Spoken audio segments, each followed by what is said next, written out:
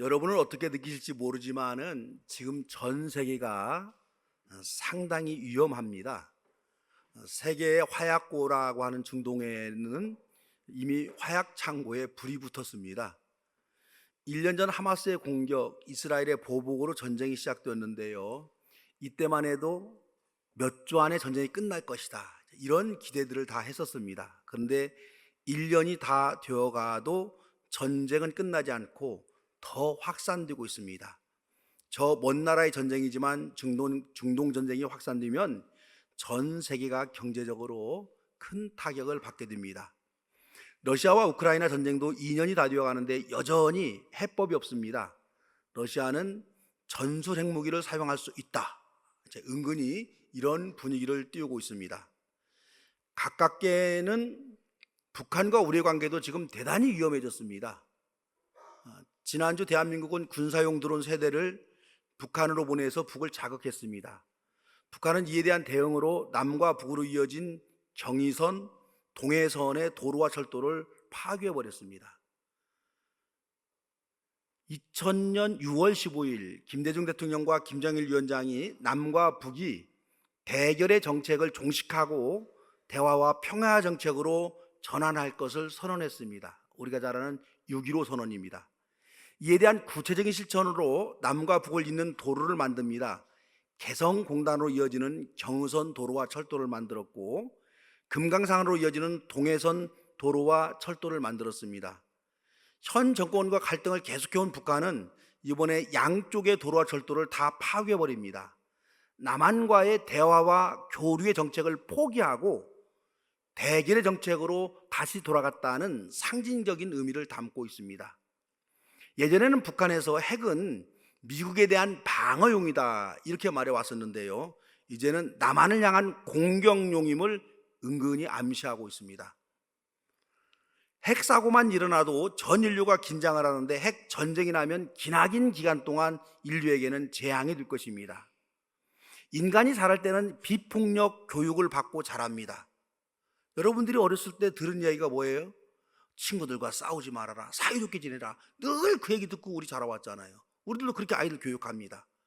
그런데 어른이 되어서는 왜 이렇게도 폭력적이 될까요? 어른이 만들어가는 이 세상이 왜 이렇게 폭력적인 세상이 되어갈까요? 평화교육, 평화운동이 지구를 뒤덮고 있는데 인류는 끊임없이 더 폭력화가 되어갑니다. 이스라엘 대학의 역사학자인 유발 하라리라는 교수가 있는데요. 이 교수가 사피엔스란 책에서 폭력에 대해서 문화사적으로 설명을 해놓고 있습니다. 이 하라리 교수는 지금의 인류가 폭력적이 된 데는 두 가지 이유로 봤습니다. 첫째는 원래부터 태생적으로 현 인류의 조상은 폭력적이었다, 이렇게 말합니다. 인류의 조상을 호모사피엔스라고 부르는데, 호모란 말은 인간을 말하는 것이고 사피엔스란 말은 지혜를 말합니다. 그러니까 호모사피엔스는 지혜로운 인간이라는 뜻으로 현생 인류의 조상, 우리의 조상을 호모사피엔스 이렇게 부릅니다. 현생 인류의 조상인 이 호모사피엔스가 원래부터 폭력적이었는데요. 호모사피엔스가 세상에 등장했을 때는 약 6종의 비슷한 유인원이 함께 살았습니다. 과학자들은 이 오스트랄피테쿠스, 네안데르탈은 호모 에렉투스 등으로 불리는 유인원이 진화되었다, 이렇게 이제 주장을 하는데요. 유발 하라리는 진화된 게 아니라 이 호모사피엔스가 다른 종 모두를 다 죽였다라고 말합니다. 그래서 호모사피엔스 이종만이 살아남은 게 현생 인류라고 보는 거죠.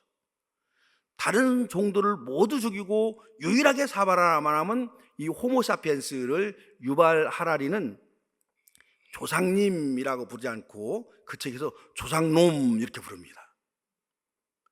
저와 여러분의 선조들이 이렇게 잔인했고 태생부터 폭력적인 조상놈들이었습니다.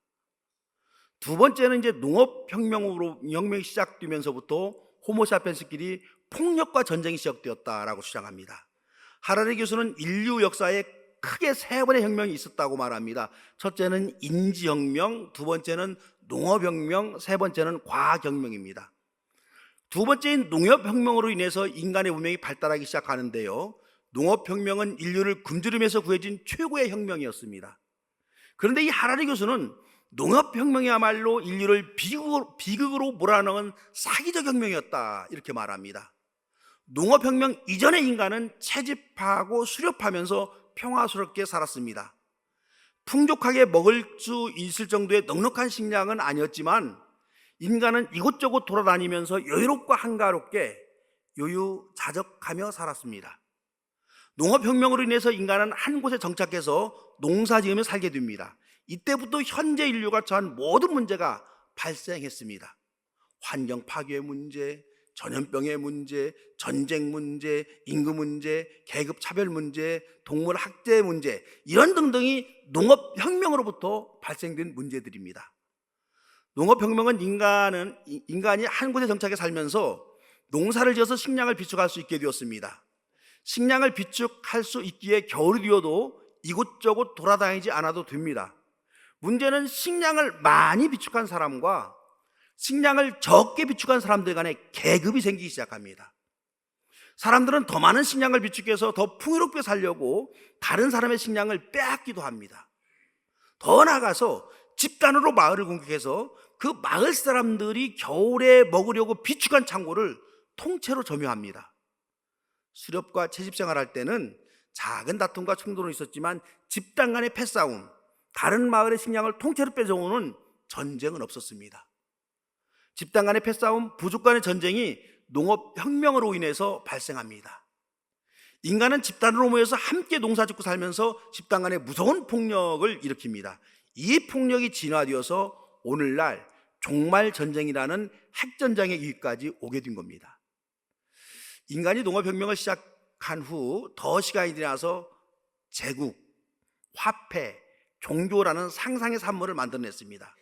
이 제국, 화폐, 종교는 인간을 통합시키고 인간을 집단화 만들어가는 수단입니다. 이때 이제 하나님의 말씀인 성경이 기록되기 시작을 했습니다. 성경은 역사적 사실에 근거해서 쓴 기록이라기보다는 역사적 진실에 근거해서 쓴 기록입니다. 성경은 폭력의 근거를 역사 과학적으로 설명하지 않습니다. 이미 개인 간의 폭력, 집단 간의 전쟁이 지구상에 만연해 있음을 직시하면서 폭력의 세상을 어떻게 극복할 수 있는가를 제시해주고 있습니다. 오늘 구약성경 본문은요, 최초의 살인자 가인과 그의 후손들을 기록해 놓은 본문입니다. 그래서 우리 기독교인들이 성경 본문을 읽으면 습관적으로 아멘 아멘 하는 건데, 오늘 구약 본문에서 아멘 하신 분들은 좀 회개하셔야 돼요. 무서운 얘기를 지금 담고 있어요. 그걸 아멘 하고 있는 거예요. 그래서 우리가 습관적으로 아멘 아멘 하지 말고 꼭 생각하면서 아멘 할 수 좀 있어야 됩니다. 가인이 에덴에서 쫓겨나서 에덴 동쪽에서 살았다, 성경은 말합니다. 그래서 오늘 설교 제목이 에덴의 동쪽인데, 이 제목은 이제 존 스타인백이라는 미국의 유명한 작가가 소설을 쓴 건데, 그 친구도 이렇게 비슷한 소설을 썼어요. 가인과 아벨 이야기를 빗들어서 한 집안의 형제 간의 갈등을 얘기하는 거예요. 그래서 에덴의 동쪽은 동생을 죽인 폭력자 가인과 그의 후손들이 살아가고 있는 폭력의 동산입니다. 저는 가인 이야기를 읽으면서 하나님께 질문하고 싶은 것이 좀 있습니다. 왜 하나님은 에덴에서 추방되는 가인에게 표를 주어서 가인이 다른 사람들로부터 복수당하지 않도록 보호했는가, 좀 물어보고 싶어요. 동생 아벨을 죽인 가인은 에덴에서 추방 명령을 받았습니다. 그러자 가인은 하나님께 간청합니다. 자신이 사람들 앞에 드러나게 되면 사람들이 아벨의 죽음에 대해서 복수할 것이다. 그러니 자신이 복수당하지 않도록 하나님이 좀 조처해달라고 간청합니다. 대단히 뻔뻔하죠. 인간이 원래 이렇게 뻔뻔합니다. 이런 가인의 말을 듣고 하나님은 가인에게 표를 주어서 가인을 죽이는 사람은 7배의 벌을 받게 된다, 이렇게 경고하는 겁니다. 여러분 생각 한번 해보세요. 무고한 동생 아벨을 돌로 쳐 죽인 가인에게 무슨 동정의 가치가 있겠습니까? 만일 하나님이 가인에게 표를 주지 아니해서 가인이 사람들에게 맞아 죽었다고 한다면 이 세상에 가인의 후손들은 뿌리를 내릴 수 없지 않았을까? 폭력을 쓰는 사람들의 결말이 무엇인지를 인류가 뚜렷이 각인할 수도 있었을 것입니다. 그런데 하나님은 최초의 살인자 가인을 보호하셨고 가인의 후손들이 번성할 수 있도록 방조하셨습니다. 그래서 이 땅에서 일어나는 잔악한 폭력에 대해서 하나님의 책임이 있다라고 저는 주장합니다. 여러분, 제 말에 좀 일리가 있죠? 하나님께 이런 입 바른 소리를 해대는 목사도 좀 있어야 돼요. 순종하는 목사만 있으니까 이게 좀 곤란한 겁니다. 또 가인의 족보를 기록으로 남긴 성경은 도대체 무슨 의도일까요? 오늘 구약에 보면 나오는 라멕이라는 사람은 대단히 폭력적이고 과격합니다. 라멕은 자기 아내들에게 소리를 지릅니다. 라멕의 아내들은 내가 말할 때 귀를 기울이라. 아내에게 큰 소리 치는 거죠. 나에게 상처 입힌 남자를 내가 죽였다. 아내에게 자기에게 무용담을 과시하는 거예요. 가인이 해친 벌이 7갑절이라면 라멕을 해치는 벌은 77갑절이다. 가인의 후손인 라멕은 자신이 얼마나 폭력적인 존재인가를 아내들에게 은근히 드러냅니다. 자신에게 상처를 입혔으면 자기도 상처를 입히면 되는 건데 죽였다는 거예요. 더 나아가서 라멕 자신을 해치는 벌은 77갑절로 보복하겠다, 이런 선포인데 누구든지 건들기만 해 아주 죽여버릴 테니까, 이런 얘기를 지금 하고 있는 겁니다. 에덴의 동쪽에서는 이런 폭력이 난무했다고 성경은 기록해 놓고 있습니다. 이런 기록들을 통해서 우리는 한 가지 분명한 사실을 알 수가 있습니다. 인류의 역사에는 가인의 후손, 즉 폭력의 사람들이 존재한다. 우리가 살아가는 세상에는 가인의 자손, 즉 폭력의 사람들이 존재한다, 이 사실입니다. 폭력의 사람들은 자신보다 힘이 강한 사람들 앞에서는 한없이 비굴하고 자신보다 힘이 약한 자들에게는 무자비한 폭력을 휘두르는 그런 사람들입니다. 그래서 여러분, 폭력 쓰기를 즐겨하는 사람들 이렇게 주변에서도 보면은요, 약자에게는 한없이 강하고 강자에게는 한없이 약한 그런 짐승과 같은 성품을 가진 사람들입니다. 가인의 후손인 폭력의 사람들이 이 땅에 분명히 존재합니다. 이들은 에덴에서 살지 못하고 이들은 방황해서 에덴을 떠나서 에덴의 동쪽에 살았다. 성경이 지금 그렇게 말하고 있어요. 굉장히 큰 의미가 있습니다. 왜 폭력의 사람들이 번성하도록 하나님은 침묵하고 계십니까? 이런 질문에 성경은 대답하고 있지 않습니다. 왜인지는 모르지만 이 땅에는 분명히 폭력의 사람들이 존재하고 폭력의 사람들은 나름대로 집단을 이루어서 하나님의 은총 아래 살아가고 있다, 이 사실을 증언합니다. 하나님이 폭력의 사람들에게 어떤 은총 주시나요? 하나님은 폭력으로 세상을 망가뜨리는 사람들에게도 햇빛을 비춰주시고 단비도 내려주시고 신선한 공기를 마시도록 허락하고 있습니다. 만일 잔혹한 폭력이 벌어질 때 하나님이 그 폭력의 현장에 산소 공급을 중단시킨다고 한다면 3분 안에 그 폭력은 당장 멈춰버릴 거예요. 살인 무기에 손을 대는 사람의 손가락을 하나님이 부러뜨린다고 한다면 살인할 수가 없는 거예요. 그러나 잔혹한 폭력의 현장에 산소도 공급하시고 햇빛도 비치게 하시고 온갖 무기를 사용할 수 있는 지능과 건강까지도 허락하시니까는요, 폭력의 사람들도 하나님의 은총 아래 있다, 이렇게 말할 수가 있습니다. 왜인지는 모르지만 하나님은 폭력의 사람들이 이 땅에 존재하고 있다는 사실을 묵인하고 있습니다. 창세기는 폭력의 사람들이 살아가는 현장을 에덴의 동쪽, 그렇게 표현합니다. 에덴은 평화와 행복이 넘치는 아름다운 동산을 상징합니다. 그래서 우리가 보통 낙원이다 이렇게 말하잖아요. 이 낙원이 중동 어딘가에 존재했습니다. 그런데 지금 중동에는 에덴은 없고 에덴의 동쪽이 되어서 무차별한 살성이 지금 벌어지고 있는 겁니다. 제가 1년 전에 하마스와 이스라엘 전쟁이 발발했을 때 저들이 왜 오랫동안 싸우고 있는지 그 역사를 간략하게 설명을 해드렸습니다. 그 후에 어느 성도가 다시 한번 팔레스타인과 이스라엘 싸움 배경을 설명해달라 부탁을 해왔어요. 제 설교를 들을 때는 그 역사적 배경을 이해를 했는데 친구에게 자기가 막상 설명해 주려고 하니까 막히더라는 겁니다. 그래서 남의 나라 역사를 들을 때는 이해하는 것 같지만 내 입으로 설명하는 것, 이건 쉽지가 않습니다. 오늘 다시 이 폭력의 현장인 이스라엘과 팔레스타인의 역사적 관계를 제가 설명해 보려고 합니다. 예수님의 출생 배경이 되는 유대인들은요, 로마에 의해서 크게 2번 학살을 당합니다. 로마는 AD 70년경에 예수님이 탄생한 유대 지역, 즉 지금의 이스라엘을 크게 파괴합니다. 이때 솔로몬 성전, 헤롯 성전이라고 그러죠. 이 헤롯 성전이 철저히 파괴됩니다. 두 번째는 AD 132년경에 유대인들은 바코바라는 사람을 중심으로 다시 유대 독립전쟁을 일으킵니다. 로마는 또다시 이때 유대인들을 진압하고 무자비하게 학살합니다. 이때에는 끈질기게 독립운동을 벌이는 유대인들을 로마가 아예 없애버리려고 유대인들에게 유대 땅을 떠나라 라고 명령하는 거예요. 이때 유대인들은 여호수아가 가나안을 정복한 이후부터 살아온 자신들의 땅과 집을 버려두고 강제적으로 눈물을 흘리면서 그 땅을 떠날 수밖에 없었습니다. 로마가 그렇게 잔혹했어요. 아예 그 땅 사람들 다 몰아내버렸습니다. 이 유대인들은 대부분 유럽으로 건너가서 프랑스, 독일, 스페인 등에서 유대인 정착촌을 이루며 살게 됩니다. 이때부터 유대인들에게는 집시란 별명이 붙었습니다. 이 집시란 말은 떠돌이다 이런 뜻이에요. 로마는 유대 지역의 이름을 아예 지워버리려고 유대 땅의 이름도 바꿉니다. 그래서 뭐라고 바꿨을까요, 여러분? 그게 팔레스타인이에요. 원래 블레셋이라는 그 말에서 이렇게 나온 것이 팔레스타인입니다. 이때부터 예루살렘, 유대라는 이름은 사라지고 팔레스타인이라는 이름이 그 지역을 대신하는 공식적인 이름으로 사용됩니다. 유대인이 살았던 유대 땅에는 아람인들, 즉 아랍 사람들이 이주해 와서 살게 되었고 그 땅 이름도 팔레스타인, 사람들은 그렇게 불렀습니다. 이게 132년에 있었던 일이에요.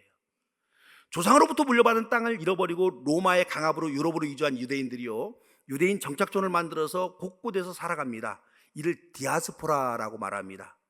그런데 유럽으로 이주해 간 유대인들은 시간이 갈수록 유대인들에게도 똑같이 박해를 받습니다. 유럽인들이 여러분 왜 유대인들을 박해했을까요? 유럽인들이 왜 유대인들을 지극히 그렇게 싫어했을까요? 왜 그랬을까요? 예수님을 죽인 민족이다. 이래서 이제 박해한 겁니다. 397년 로마의 국교가 된 기독교는 전 유럽에 급속도로 퍼집니다. 기독교인인 유럽인들은 예수님을 죽인 민족이 유대인인 것을 성경을 통해서 알고 유대인들을 멸시하고 박해합니다. 이들은 유대인들이 아기를 잡아먹는다 이런 소문을 퍼치고 우물에 독을 타려고 한다 이런 가짜뉴스를 퍼뜨립니다. 유럽의 흑사병이 휩쓸었을 때는요, 유대인들이 흑사병을 퍼뜨리는 원인이다 이렇게 해서 그때 많은 유대인들을 죽였습니다. 유럽에서 심하게 박해를 받은 유대인들은 또다시 동유럽과 러시아로 이주해 갑니다. 특히 러시아에서는 많은 유대인들이 이주해 가서 살았습니다. 이렇게 서러운 삶을 이어오던 유대인들에게 다시 재앙이 닥쳐옵니다. 1881년 알렉산드르 2세라는 러시아 황제가 혁명가들에게 의해서 암살당합니다. 러시아에는 황제 암살자가 유대인이라 이런 소문이 퍼졌습니다. 가짜뉴스죠 물론. 그러자 러시아에서 대대적으로 유대인 학살이 시작이 됩니다. 러시아 사람들은 유대인 마을에 쳐들어가서 공개적으로 유대인들을 학살하는데요, 그 당시 뉴욕타임즈 기사에 의하면 러시아인들이 유대인 아이를 찢어 죽였다는 그런 기사가 났습니다. 이게 이제 그 40년 동안 지속이 되는데 15만 명이 이때 죽습니다. 이를 러시아에서는 러시아 말로는 뭐라 그러냐면 포그롬이라 이렇게 말합니다. 정부의 방조 내지는 정부 군인들의 동조로 타인 인종에 대한 집단학살, 이 집단학살을 포그롬이라 이런 단어가 이제 나옵니다. 이런 와중에 프랑스에서는 그 유명한 드레푸스 사건이 발생합니다. 프랑스의 유대계 장교인 알프레드 드레푸스가 프랑스의 고급 정보를 독일에게 팔았다 해서 스파이 혐의로 체포되었습니다. 증거는 오직 하나입니다. 필체가 닮았다는 거예요. 이거 완전 심증이죠. 필체가 닮았다. 나중에는 진범도 잡혔습니다. 하지만 드레푸스는 유대인이었기 때문에 종신유병을 받았습니다. 이 사건을 기자로서 취재한 이 테오드르 헤르출이라는 유대인이 있었어요. 이 유대인은 유럽에서 가장 진보적이고 개방적인 프랑스에서조차도 유대인들이 이렇게 차별당한다면 유대인들은 전 세계에 발붙이고 살 곳이 없다라고 판단했습니다. 그래서 이 헤르츠는 유대인에게도 나라가 있어야 된다. 그래서 유대인 독립국가를 꿈꾸면서 유대국가란 책을 씁니다. 그래서 유대인들은 이 헤르츠를 시오니즘의 창시자로 불렀고 제2의 모세라고까지 유대인들은 불렀습니다. 이때부터 유대인들 사이에는 시온으로 돌아가자는 그 시오니즘, 유대인 나라를 세우자는 시오니즘, 이 운동이 벌어집니다. 유대 민족 기금을 모아서 유대인들은 팔레스타인에가 땅을 대량으로 구입하기 시작했습니다. 팔레스타인 지주들은요, 이때는 아무 생각 없이 유대인들에게 땅을 팔았습니다. 땅을 구입한 유대인들은 팔레스타인으로 이주해서 유대인 정착촌을 만들어 갑니다. 그리고 언젠가는 유대인 국가를 세울 수 있다는 희망을 가지고 팔레스타인에 있는 유대인 정착종에서 살아가게 됩니다. 1914년에 1차 대전이 발발했습니다. 독일과 오스만 투르크 제국의 고전을 하던 영국과 프랑스는 중동의 아랍인들에게 한 가지 약속을 합니다. 우리가 이 전쟁에서 승리하면 오스만 투르크가 지배하던 팔레스타인 지역을 포함한 중동 지역의 아랍의 독립국가들, 아랍인들의 독립국가들을 세워주겠다, 그렇게 약속을 합니다. 대신에 이 아랍인들에게 오스만 투르크의 제국을 뒤에서 좀 공격하라, 이렇게 말하는 거예요. 여기에다가 이제 전쟁 자금이 필요했던 영국은 유대인들에게 전쟁 자금으로 돈을 대량으로 빌립니다. 그리고 유대인들에게도 팔레스타인에 유대 국가를 세울 수 있도록 하겠다라고 이중 계약을 맺습니다. 2차 대전이 끝나자 영국은 대단히 공경에 빠졌습니다. 팔레스타인 한 지역에 두 나라를 세워주겠다 약속했으니까는요, 영국이 난처한 건 사실입니다. 그래서 영국은 그 문제를 유엔에게 일임합니다. 유엔은 고심 끝에 팔레스타인 땅을 둘로 분할해서 팔레스타인 지역에 두 국가를 세우기로 결정을 했습니다. 이 결정에 나라가 없던 유대인들은 환영하고 찬성해서 1948년 독립을 선언합니다. 우리나라 대한민국이 이렇게 공식 정보 쓰는 거 똑같은 거죠. 하지만 아랍인들은 너무너무 억울한 거예요. 팔레스타인에 살고 있는 아랍인들은 두 가지 점에서 억울합니다. 하나는 자신들은 로마가 유대인들을 유럽으로 이주시킨 그때부터 그 땅에 살아왔습니다. 이때가 132년경이니까는요 148년쯤이면 아랍인들은 거의 2000년 동안 그 땅에 살았습니다. 2000년 동안 살아온 자신들의 땅 반절을 유대인들에게 나라를 세우라고 주라, 이게 여러분 말이 되는 겁니까? 말이 안 되죠. 그래서 이제 이게 반대하는 거예요. 억울하고요. 두 번째는 분할 당시에 그 당시 팔레스타인의 아랍인들이 90%, 유대인들이 10% 살았어요. 그런데 땅은 유대인과 아랍인 똑같이 50% 반반으로 나눠서 국가를 세우라, 이렇게 결정한 겁니다. 이 불공정한 유엔의 결정에 팔레스타인의 아랍 사람들은 절대로 받아들이지 못합니다. 하지만 유대인들은요, 유엔의 분할안이 결정이 되자 나라의 이름을 이스라엘, 이때 이스라엘로 정하고 즉시 독립국가를 선언합니다. 미국과 소련은 이 신생 이스라엘 국가를 바로 승인하는 거예요. 특히 미국은 독립국가를 선언한 그 다음 날, 트루먼 대통령이 그 다음 날 바로 이렇게 승인을 해버립니다. 이로 인해서 팔레스타인에는 아랍 사람들은 국가를 세우지 못했고, 이들은 나라가 없는 난민이 되어서 지금까지 살아오고 있습니다. 이 난민이 된 아랍인들이 지금까지 이스라엘과 죽고 죽이는 폭력 싸움을 계속하고 있습니다. 평화의 동산 에덴이 있었다는 중동 지역에서 에덴은 사라지고 폭력이 난무하는 에덴의 동쪽으로 변질된 겁니다. 저는 폭력이 난무하는 세상을 바라보면서 이런 생각을 한번 해봅니다. 가인의 후손들이 저지르는 이 폭력에 대항해서 하나님이 더 큰 폭력으로 가인의 후손들을 심판하면 어떨까? 어떨 것 같아요, 여러분? 이제 그럴 경우 하나님의 폭력과 가인의 폭력 차이점은 무엇일까요? 힘이 약한 동생에게 폭력을 휘두르는 형을 아버지가 더 큰 폭력으로 누른다고 한다면 폭력의 형과 폭력의 아버지 차이점이 뭘까요? 폭력에 대해서 심판하는 폭력이 가혹하면 가혹할수록 가인의 후예들이 저지르는 폭력은 더 잔인하고 더 지능적이고 더 과학적이 되어갑니다. 폭력을 저지른 학생들의 이름을 학적부에 기록하고 일생 동안 지워지지 않는 기록으로 남겨놓는 제도의 폭력으로 과연 학교 폭력이 약화되거나 사라질 수 있을까? 연약한 여성들을 폭력으로 제압해서 성적 학대를 하는 짐승 같은 사람들을 화학적으로 고세시키거나 분한대로 내거리에서 사형시킨다고 한들 이 세상에 성폭력이 사라질까? 일시적이고 순간적으로는 그런 폭력으로는 폭력을 막을 수가 있습니다. 폭력을 행한 사람들에게 강한 폭력으로 복수하면 분한 마음을 위로할 수 있는 하나의 방법이 여러분 될 수도 있습니다. 하지만 가인의 후손들은 더 여전히 진화된 폭력으로 세상을 위협할 것입니다. 그래서 하나님은 저와 여러분들에게 기대를 걸고 있습니다. 여러분, 에덴의 동쪽에서 우리가 살고 있다라고 제가 그러는데, 에덴의 동쪽이라는 말은 이렇게 옆을 치다 보면 뭐가 있다는 거예요? 에덴이 있다는 거예요. 경계선인 겁니다. 에덴의 동쪽. 하나님은 가인의 후손들이 폭력으로 세상을 지배함을 너무도 속이 상해서 예수님을 이 땅에 보냈습니다. 예수님의 후손들은 평화의 사람들입니다. 이 잔인한 폭력의 세상에서 연약한 평화의 사람들이 무엇을 해야 될지 우리는 잘 모릅니다. 여러분, 지금 거대한 제국의 폭력이 판을 치면서 핵단추를 갖다가 만지작거리고 있는 그런 상황에서 우리의 힘으로 어찌할 수 없는 제도 폭력 앞에서 저와 여러분이 평화의 사람이라고 말을 하지만 이게 우리가 무력감에 시달릴 수밖에 없습니다. 내가 뭘 해야 되는 건가? 할 게 있는 게 별수 없는 것 같아요. 하지만 저와 여러분이 이 폭력의 세상에서 여러분 할 수 있는 일이 있습니다. 내가 내 삶의 현장에서 평화의 심성을 가지고 살아가는 겁니다. 세상을 살다 보면 우리도 가끔씩 폭력 의지가 드러나며 살기도 합니다. 그래서 여러분, 저와 여러분에게도 폭력성이 분명히 있습니다. 저와 여러분에게도 가인의 흔적이 남겨져 있습니다. 그래서 어떤 집사님은 가인의 후예고 나는 예수님의 후예. 그거 절대 아니에요. 내 안에 가인의 흔적, 폭력성이 있고 내 안에 예수의 흔적, 평화성이 있는 거예요.